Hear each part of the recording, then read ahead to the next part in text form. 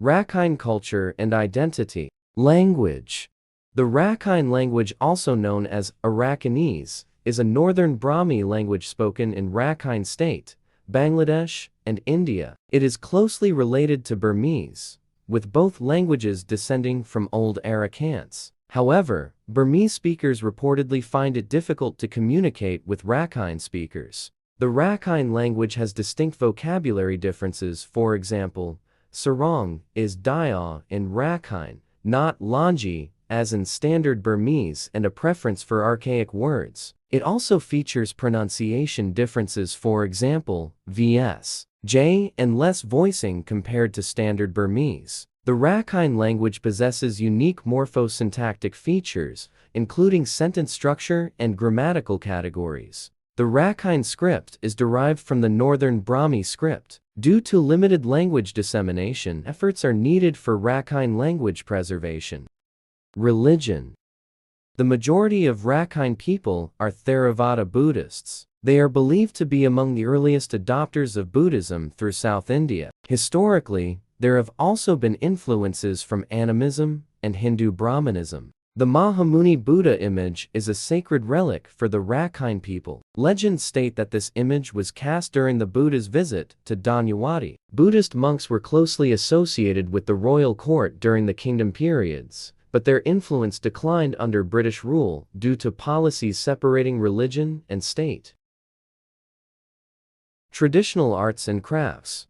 Rakhine culture is rich in distinctive arts and crafts. The durability, architectural skill, and ornamentation of Morocco period temples are noted by British archaeologist Emile Forkhammer as surpassing those along the Irrawaddy. Stone and bronze Buddha images crowned and uncrowned, the Mahamuni image, and miniature stupas are prominent examples of Rakhine sculpture. The traditional 10 flowers arts are also an important part of Rakhine culture. These include blacksmithing, ironwork, sculpture, wood carving, goldsmithing, gold and silver work, bronze casting, stucco relief, masonry, bricklaying, plastering, stone carving, turnery, lathe work, painting, and lacquerware. These arts are deeply rooted in religious beliefs and social customs. The region also has a rich history of textile production, with organizations like Turquoise Mountain working with female weavers in northern Rakhine to produce heritage-based textiles. Festivals and customs.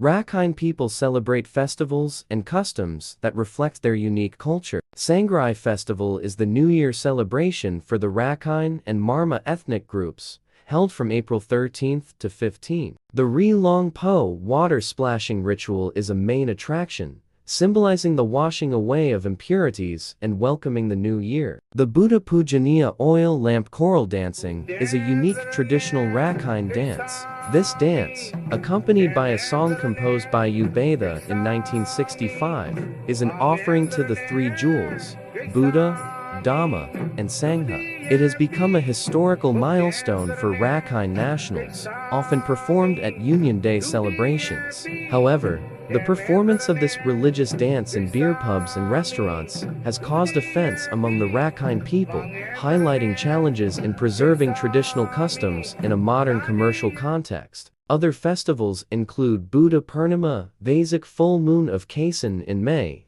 commemorating the birth, enlightenment, and passing of the Buddha, and Pavarana Festival full moon of Thatan Jut in October, marking the end of Buddhist Lent with the release of lanterns into the sky. Traditional attire includes lungi for men and thabine for women. Naming conventions often follow Rakhine and Burmese languages, utilizing an astrology-based system. Rakhine culture has managed to preserve its distinct characteristics, language, artistic traditions, and festivals despite historical occupations and external pressures like Burmanization policies. This demonstrates the resilience and adaptability of Rakhine culture. Simultaneously, it has embraced influences from Indian and Burmese traditions, creating its rich cultural blend. However, the commercialization of sacred traditions, such as the religious dance, highlights modern challenges for cultural preservation.